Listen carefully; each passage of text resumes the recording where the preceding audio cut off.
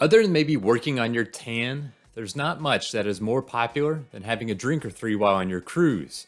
And you might think that there isn't much that can trip you up about having a drink on vacation, but there are a number of things that you may not know.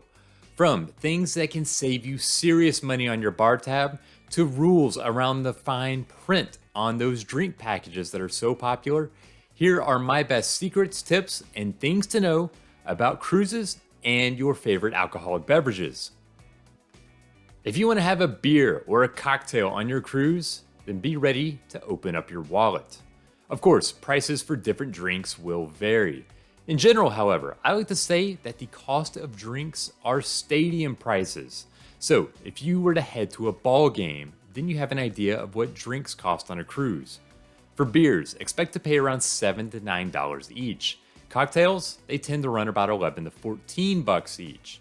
In other words, it's not cheap, and unlike going to a stadium where you're only there for a few hours, on a cruise ship, you are there for days at a time. Of course, there are drink packages that can help you budget during your cruise, but they can also run up a healthy bill.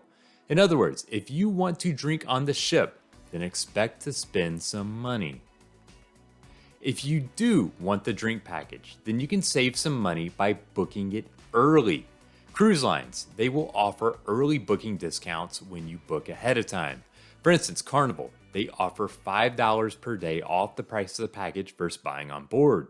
Royal Caribbean, they charge different prices for drink packages for different cruises, but often the discount for booking ahead of time, it can be 20% or more. So one of the best money-saving tips is to snag that drink package before you get onto the ship. If you ordered a drink at a bar back home, you might toss a buck or two into the tip jar. On a cruise, it's much more formal.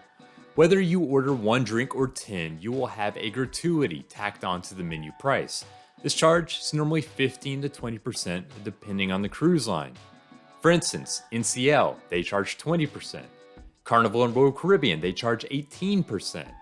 So if you walk up to the bar and you order a $12 drink, you're actually going to be more than $14 all in when it's said and done. While the gratuity is automatic, you also see a line for additional gratuity. This is optional and you do not have to pay more if you don't want. On land, bars might not open until the afternoon or the early evening. On a cruise ship, it's a little bit different. It's not unusual for some bars to open early in the morning. I'm talking sometimes as early as 9 a.m. It certainly won't be all the bars around the ship, but you should be able to find a drink to start your day. As for the evening, bars, sometimes they don't even list closing hours. They just say they're open until quote unquote late. After all, there are no laws regarding bar hours when you're at sea. To be sure, some bars will definitely be closed, so if you have a favorite spot, it might not be serving all the time. But there will be at least one spot where you can get a drink almost around the clock. If you want to save some money or you have a favorite brand, then you can usually bring on your own wine or champagne. Note that I did not say beer or liquor. Most cruise lines, they like to bring on a bottle of wine or champagne per person for you to enjoy in the cabin. It may not be a lot, but given the prices on board, it can save you a decent amount. It's also nice if you have a favorite brand that you want to take to enjoy while on your cruise.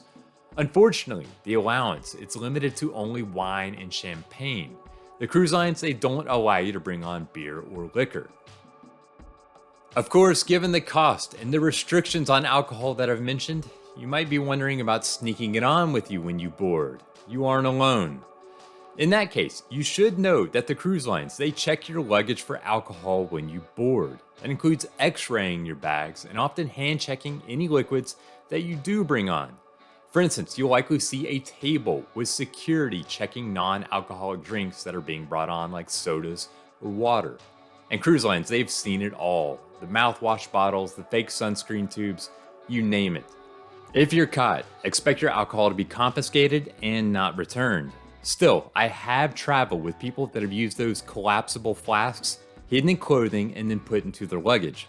So it is possible if you're the sort that doesn't mind a little bit of risk taking. Whenever you walk around the ship, you'll no doubt pass by the duty-free shop. Every ship has one. Here, you'll find full bottles of alcohol sold at reasonable prices, even less expensive than what you normally see on land since they don't have taxes applied. Now, it is tempting to think about buying one of these and then drinking for cheap while on the ship, but duty-free purchases, they're actually held until the end of the cruise. You buy them, and then the night before you depart, they are then delivered to your cabin. So technically, yeah, you could open them up for the last night and go wild, but if you think that you can buy it early in the cruise and then enjoy the liquor all throughout, that is not the case. Cruise line loyalty programs. Some people, they are obsessed with their loyalty status, while others, they don't even think twice about it. But when it comes to drinks, you should know that the status, it can save you money. If you aren't familiar, the more nights you sail a particular cruise line, the higher loyalty status you earn. And with higher status comes more perks. These can range from everything from priority boarding to free cruises. But the perks also often include either free or discounted drinks. For example, Royal Caribbean, they give drink vouchers to diamond level members and above. And even lower tier members, they can get 50% off coupons off of wine and beer. Now, I've established that drinking on the ship, it can get expensive. And given how much time you spend on the ship during your cruise, there's not much you can do to escape the higher prices. But when you are in port, you can take advantage to pay much less. Ports of call, they cater to cruise passengers, and in port, especially in the Caribbean, you'll often find bars offering drink specials to get people in the door. So while you might pay $7 or $9 for a beer on the ship, they can be $3 to $4 when in port.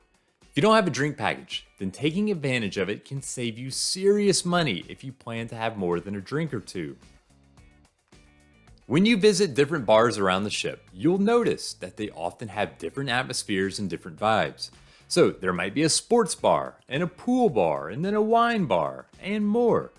These different bars, they usually have different menus serving up different drinks. So you might have a drink you see at one bar menu that's not featured on another. Now, I think it's fun to try the different drinks at the different bars. But if you have a favorite beverage that you want, then you should know that the menu is really more of a suggestion. You can definitely order off the menu at the bars instead of just having to go across the ship to get the drink that you saw at one particular spot. You likely know that the rules around alcohol, they can be pretty strange on land. Well, those rules, they extend to cruise ships when they are in a state or a country's waters. It can lead to some strange hoops that cruise lines and passengers have to jump through. For instance, when you get on the ship at a port, then you are going to be taxed the local rate on alcoholic beverages that you drink from the bar on the ship. So it's actually more expensive to drink when in port.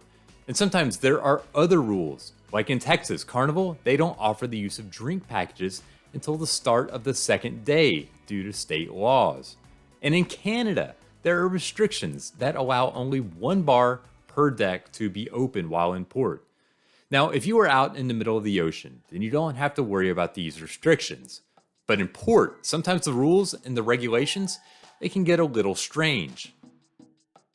Drink packages, they are pretty popular on a cruise ship. In fact, they are such a big draw that some cruise lines offer them up as a deal sweetener to get you to book.